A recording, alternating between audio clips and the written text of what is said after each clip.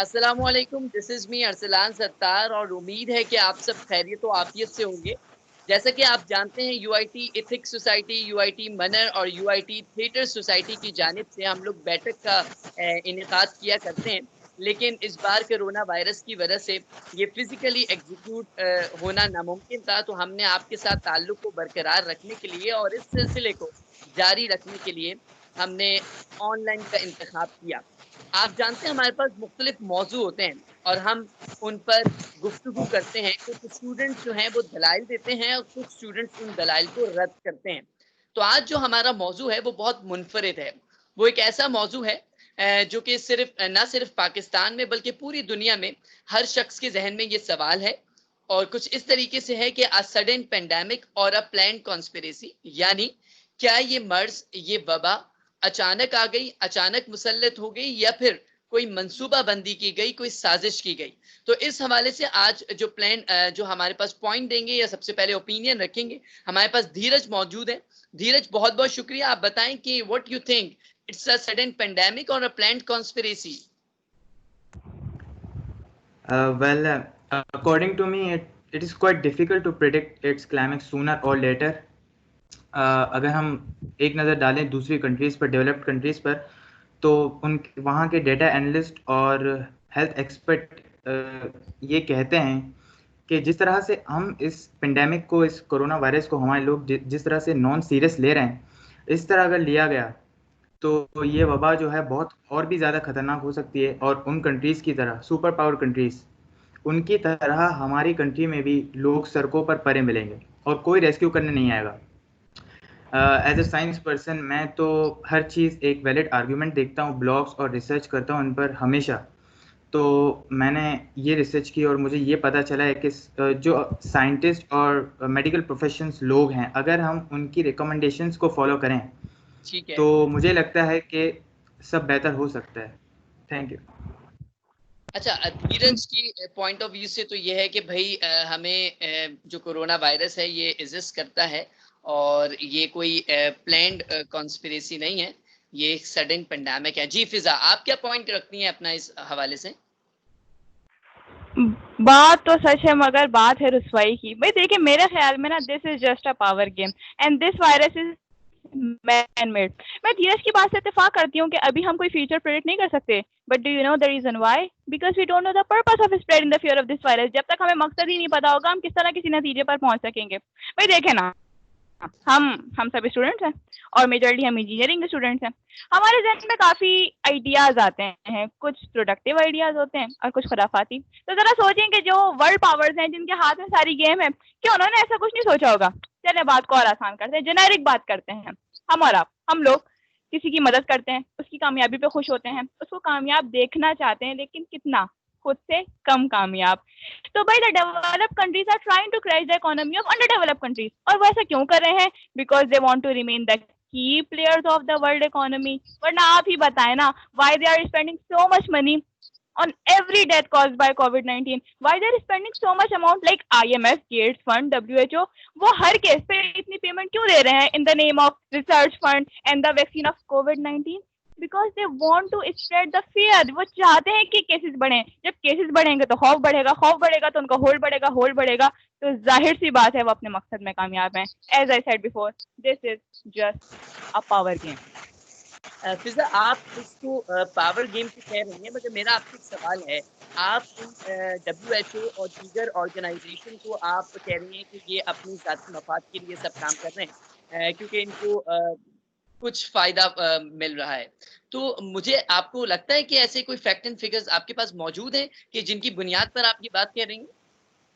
बिल्कुल ऐसा ही है, क्योंकि हम रोज न्यूज़ चैनल्स में सुनते हैं, ब्लॉग्स पढ़ते हैं कि इतने केसेस बढ़ गए। फिर अचानक से रिसर्च आती है कि जो केसेस बढ़े थे उन्हें तो कोरोना था ही नहीं। अब सुनने वालों के जहन में सवाल होकर होना भी चाहिए कि अगर ऐसा है और जाती मफाद है तो क्या ये और लोगों को नहीं पता? भाई पता सबको है, लेकिन कोई कुछ बोलता क्यों नहीं? तो क्या ये बात भी सच नहीं कि यहाँ तहजीब बिकती है, यहाँ फरमान बिकते हैं? जरा तुम दाम तो बदलो, यहाँ ईमान बिकते हैं।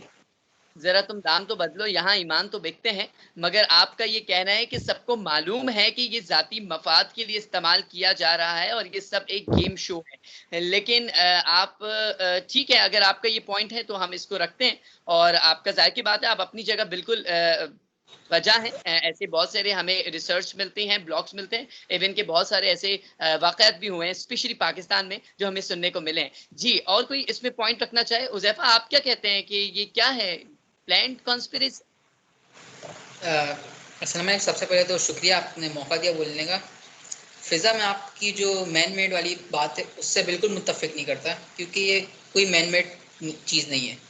हमारे पास पहले भी बहुत से वायरसेस थे, इबोला, सार्स, मर्स, तो वो बहुत डेडली वायरस थे, लेकिन उसमें उन्होंने कोई कंप्लीट लॉकडाउन नहीं दिया। लेकिन कोविड-19 जो कि एक रियल है, ट्रू है, उसने एक पूरे वर्ल्ड को लॉकडाउन कर दिया, पूरे दुनिया एक जगह पे ठहर गई है। तो एक ऐसा लग रहा है कि 20 साल पहले चला गया, पूरी दुनिया 20 साल पहले चली गई है। तो हमें इसको समझना होगा। और दूसरी बात कि अमीर और ताकतवर लोग इस ना चाहती हुई बेयकीनी सूरत हाल को समझते हुए, इसका फ़ायदा उठाते हुए एक माली दिलचस्पी ले रहे हैं इसमें। ठीक है, उज़ैफा का पॉइंट बहुत बजा है कि अगर ये अगर ऐसा होता तो हम लोग जो है 30 साल जो है पीछे हो गए। तो ठीक है, आप बिल्कुल बजा हैं। दूसरे ममालिक की अगर हिसाब लगाया जाए या अपने स्पेशली पाकिस्तान को देखा जाए तो तालीमी एतबार से भी और माशी एतबार से भी हमें बहुत नुकसान हुआ है ये लॉकडाउन की सूरत में। जी, तो अब्बास, आप क्या कहते हैं कि आपका क्या ओपिनियन है इस हवाले से? देखिए, मैं हुज़ैफ़ा की बात से पूरी तरह सहमत हूँ। वो बिल्कुल सही कह रहे हैं कि कई सारे लोग इस हालात को, इस सिचुएशन को अपने ज़ाती मफ़ाद के लिए इस्तेमाल कर रहे हैं। बेशक, बिल्कुल सही है। लेकिन कहीं न कहीं ये भी तो एक सच है कि हम लोगों ने अपनी हर चीज़ की ज़िम्मेदारी दूसरों को देना शुरू कर दी है। हमने अपने हर मसले का जो हमारा हर मसला है वो किसी और की वजह से है। हमारा हर मसला जो है वो यूएस और चाइना की वजह से है, और मसलों के हल भी उन्होंने ही ढूँढने हैं। हमने कोई हल नहीं ढूँढना। हमने कोई ऐसे काम नहीं करने, कोई ऐसी पहले से ऐसी हमारी चीज़ें तैयार नहीं होती हैं। हमने अपनी हेल्थ फंडिंग इस तरह नहीं की हुई है। हमने रिसर्च एंड डेवलपमेंट पे इतने काम नहीं किए हुए कि हम खुद से जो है चीज़ों के सॉल्यूशंस निकाल सकें। नहीं, हम इंतज़ार में होते हैं कि अब कोई फलाँ कंट्री होगी, वो अब एक सॉल्यूशन निकालेगी, फिर हम किसी तरीके से एड के ज़रिए उनसे उस चीज़ को मँगवाएँगे, फिर अपने लोगों में फ़राहम करेंगे और इस तरह करके शायद हमारा भी कुछ भला होगा। हमने खुद कुछ नहीं करना, किसी चीज़ की ज़िम्मेदारी नहीं लेनी। हमारे मुल्क में हर चीज़ जो है वो बाहर से आती है, यही सिस्टम बन के रह गया है। हर चीज़ इम्पोर्ट होगी, सुई से लेकर हवाई जहाज़ तक सब इम्पोर्ट होगा। हम कुछ एक्सपोर्ट नहीं करेंगे, हम सिर्फ़ इम्पोर्ट करेंगे। हमने सिर्फ़ खाना है, हमने कुछ देना नहीं है आगे, ठीक है? उसी के अलावा अगर मैं इसको कंपेयर करूँ एक ऐसे ममालिक से जो कि इस वक़्त हमारा सबसे खैर-ख्वाह ममालिक है और हमारा नेबरिंग कंट्री है, चाइना। एक ओवर पॉपुलेटेड कंट्री होने के बावजूद सिर्फ़ अपने लोगों पर सही तरह इन्वेस्ट करके, सही पॉलिसीज़ लगा के, for example one child policy उन्होंने लगाई। उन्होंने रूट लेवल से स्कूल, कॉलेजेस और यूनिवर्सिटीज़ से अपने जो लोग थे उनको सही तरह से ग्रेजुएट किया, उनको एजुकेट किया, और उन्होंने एजुकेशन की अहमियत को समझा और उसके बाद इंडस्ट्रीज़ लगाई, मैन्युफैक्चरिंग प्लांट्स लगाए, जिसके बिना पर उनके ही ग्रेजुएट स्टूडेंट्स जो हैं वो अपने मुल्क को सर्व कर पाए, और उसके बाद आज उनका मुल्क इतना बड़ा सुपर पावर बना हुआ है। हमारे मुल्क में कोई भी बंदा ग्रेजुएट होता है वो बाहर जाने की इसलिए नहीं करता क्योंकि उसे अपने मुल्क से कोई मसला है, बल्कि इसलिए क्योंकि जब यहाँ कुछ मैन्युफैक्चर नहीं होगा, यहाँ कुछ बनेगा ही नहीं, तो वो यहाँ करेगा क्या? तो इट्स हाई टाइम कि हम चीज़ों के ऊपर रिस्पॉन्सिबिलिटी लेना शुरू करें, हम खुद से काम करना शुरू करें, हम अपने मसलों के हल खुद ढूँढें, दूसरों पर रिलाय कब तक करते रहेंगे? देखिए, ये अब्बास ने बहुत अच्छा पॉइंट रखा है कि हम दूसरों पर रिलाई कब करते रहेंगे, कब तक करते रहेंगे, और हम क्यों दूसरों के मोहताज रहेंगे। मुझे इससे बड़ी अच्छे एक शेर भी याद आ गया कि अगर हम दूसरी ममालिक में जाकर हम काम क्यों करते हैं, अगर हमें अपनी मट्टी से भी प्यार है। वो शायर ने बहुत खूबसूरत लिखा है। उन्होंने कहा है कि अपनी मंजिल से अगर दूर निकल जाओगे, ख्वाब हो जाओगे, अफसानों में ढल जाओगे। अपनी मट्टी पर चलने का सलीका सीखो, संगे मरमर पर चलोगे तो फिसल जाओगे। तो बिल्कुल अपनी मट्टी के लिए, अपने मुल्क के लिए, इसकी मोहब्बत की खातिर हमें अपने मुल्क के लिए काम करना चाहिए। जी, साद, आपका क्या कहते हैं कि आपका क्या पॉइंट है इस हवाले से? जी हाँ, बिल्कुल, तमाम अफराद ने काफ़ी जामे बात रख दी है। तो लेकिन मैं अब्बास की बात पे कहना चाहूँगा कि बिल्कुल अब्बास ने बिल्कुल सही कहा है कि हमने रिसर्च एंड डेवलपमेंट के ऊपर इतना तवज्जो नहीं दी पिछले कई सालों के अंदर। लेकिन इसके साथ साथ ऐसा नहीं है कि हमने रिसर्च एंड डेवलपमेंट के ऊपर बिल्कुल ही कोई तवज्जो नहीं दी, हमने उसके ऊपर तवज्जो दी है। इसका मुंह बोलता जो सबूत है वो आप सीपैक मंसूबे को ले लें।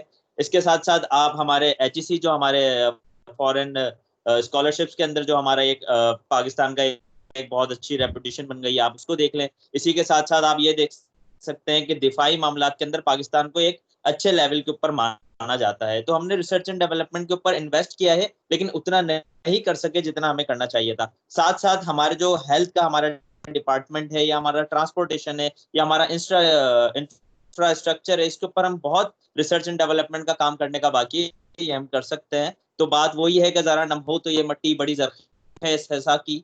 और इसी के साथ साथ जो अब्बास ने बात कही है वो ये कि जो भी किसी काबिल होता है वो बोलता है मैं फॉरेन कंट्री चले आऊं, वहां पर जाके कोई काम कर लूं। हम लोग अपने बजाते खुद अगर हम अपना जायजा लें तो हम भी कहीं ना कहीं ये चीज चाहते हैं कि हम या तो मास्टर्स करने बाहर चले जाएं, या हमारी जॉब बाहर हो जाए, किसी ना किसी तरीके से यहाँ से रस्से तोड़ा के वहां चले जाएं। तो बात यह है कि भले जाने में कोई बुराई नहीं है, नहीं है, वहां जाएं, वहां से चीजें सीखें और आके अपने मुल्क को सर्व करें, अपने मुल्क के लिए काम करें। क्योंकि बात वही है कि शिकवाए शब से तो कहीं बेहतर था अपने हिस्से की हम कुछ समय जलाते जाते।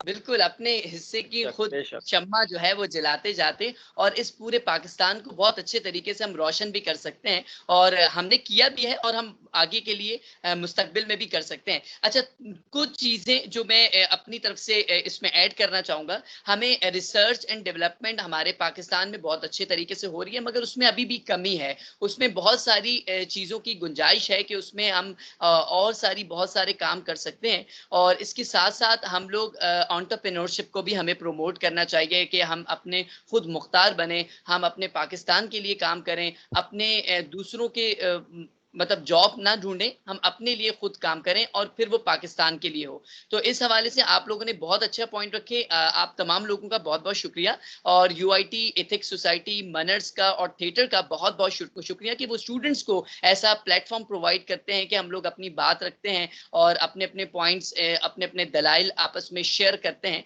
और अपनी अपनी नॉलेज में भी इजाफा होता है। तो इंशाल्लाह फिर आप तमाम लोगों से फिर मुलाकात होती रहेगी, और इस सिलसिले को, इस बैठक के सिलसिले को हम जारी रखेंगे। तो जब तक के लिए आप तमाम लोगों का बहुत शुक्रिया, UIT की मैनेजमेंट और स्पेशली UIT एथिक्स, थिएटर और मनर की फैकल्टी का जो इस चीज़ को लीड कर रहे हैं, उन तमाम लोगों का बहुत बहुत शुक्रिया। अस्सलामु अलैकुम व रहमतुल्लाह।